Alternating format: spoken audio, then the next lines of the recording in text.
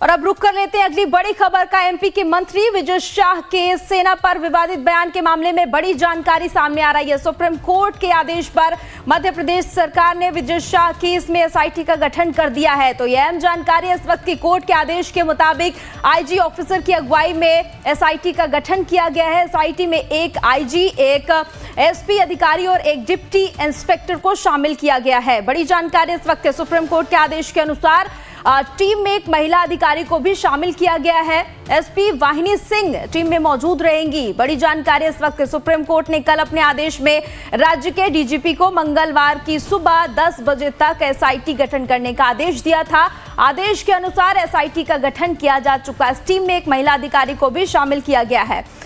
इस पर ज्यादा जानकारी के लिए हमारे साथ संवाददाता नितिन ठाकुर जुड़ चुके हैं। नितिन, सुप्रीम कोर्ट की ओर से झटका दिया गया, माफी को नामंजूर कर दिया गया, अब एसआईटी का गठन भी हो चुका है और क्या कुछ जानकारी है पूरे मामले पर?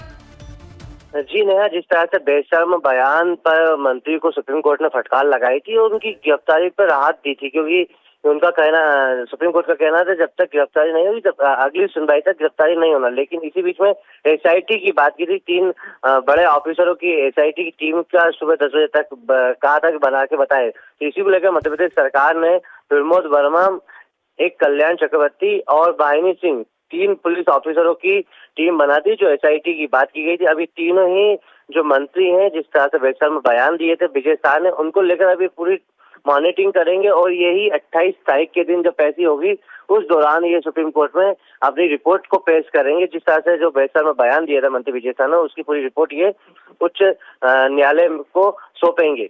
और ये एक स्पेशल इंटेलिजेंस की टीम है जिसको लेकर अब 10 बजे सुबह 10 बजे तक सुप्रीम कोर्ट में बताना है। जी बिल्कुल नितिन, देखिए एसआईटी का गठन तो कर दिया गया क्योंकि सुप्रीम कोर्ट ने सख्त टिप्पणी की थी इस पूरे मामले पर। आगे देखना होगा कि और किस तरह से मुश्किलें बढ़ सकती हैं, क्योंकि एसआईटी का गठन हो चुका है, पूरे मामले की जांच होगी। आपको और क्या कुछ समझ आ रहा है अभी? जी नेहा, जिस तरह से बेशर्म जो बयान दिया था जिससे भारतीय जनता पार्टी की किरकिरी हो रही है, लगातार कहीं ना कहीं जो संगठन है उनको एक्शन लेना चाहिए, लेकिन संगठन ने बिल्कुल भी एक्शन नहीं लिया। सुप्रीम कोर्ट, हाई कोर्ट को आगे आकर इस पूरे मामले को देखना पड़ा। यानी कि आप समझिए कि भारतीय जनता पार्टी की सरकार है मध्य प्रदेश में, केंद्र में, संगठन ही तय करता है कि कौन मंत्री बनेगा, कौन मुख्यमंत्री बनेगा, कौन अध्यक्ष बनेगा। ये तमाम जो संगठन के पद होते हैं वो यही संगठन देते हैं। लेकिन आखिरकार संगठन इतना कमजोर क्यों साबित हो रहा है कि एक विजय शाह मंत्री जो सेना की कर्नल सूर्या के खिलाफ एक आपत्तिजनक बयान दे देता है जिसमें देश भर में आक्रोश हो जाता है। कहीं ना कहीं सवाल तो खड़ा हो रहा है, विपक्ष लगातार हमलावर है। आज कैबिनेट की बैठक है इंदौर में फिलहाल, लेकिन वहां पर विजय शाह नजर नहीं आएंगे, क्योंकि जिस तरह से विजय शाह ने जो बयान दिया उससे कहीं ना कहीं भारतीय जनता पार्टी की किरकिरी हुई है।